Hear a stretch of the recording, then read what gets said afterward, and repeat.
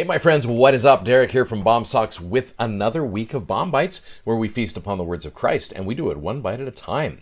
So we're at a unique point in the Doctrine and Covenants where it seems like the last few sections, I don't know if you felt this way, but it seems like they're fairly disjointed from kind of what's been going on in the chronology of the Doctrine and Covenants. Like, for example, here we are, we're in 1843, basically, in church history. Joseph has really about a year before he is martyred, and I wonder if he knows that his time is running short. So it seems like in these last few sections that we've covered, and including this week, it's Joseph just making sure that the saints understand things. Like, you know, you go back to even last week where we covered things like sections 129 through 132. It seems like here's Joseph saying, okay, so if any of you encounter any angels out there, let me show you 3 grand keys on how to make sure that this is an angel and not the devil trying to be an angel, because Joseph had experience with that, and this was also going on during that time period.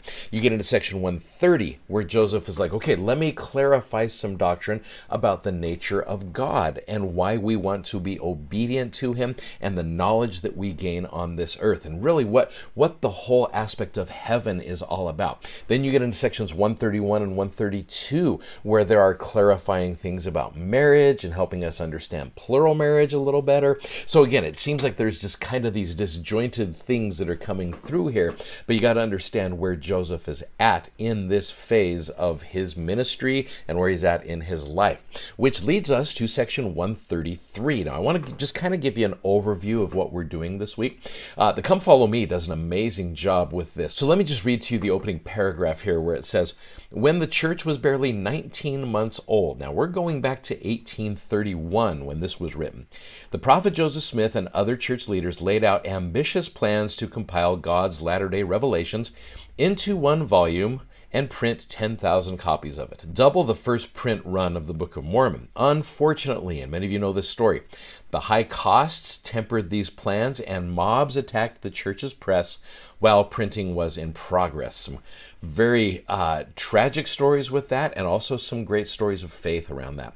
They scattered the unbound pages, and although courageous saints preserved some of them, no complete copies of the Book of Commandments are known to have survived. So what we now know as section 133 of the Doctrine and Covenants was meant to be the appendix to the Book of Commandments. Section 1 was the Lord's preface, and section 133 was going to be the appendix.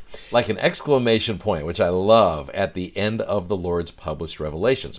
It warns of a coming day of judgment and re-echoes the call found throughout modern revelation. Flee worldliness, as symbolized by Babylon, and we're going to talk all about that this week. Build Zion, prepare for the second coming, and spread this message unto every nation and kindred and tongue and people. While the original plans for the Book of Commandments were not fulfilled, this revelation is a reminder and a witness that the Lord's work cannot be thwarted, for he shall make bare his holy arm, and all the ends of the earth shall see the salvation of their God. So as we're going through this week, you're going to see some patterns here of how to prepare ourselves for the second coming of the Lord, where we should go, where we should stay away from, and what we should focus on.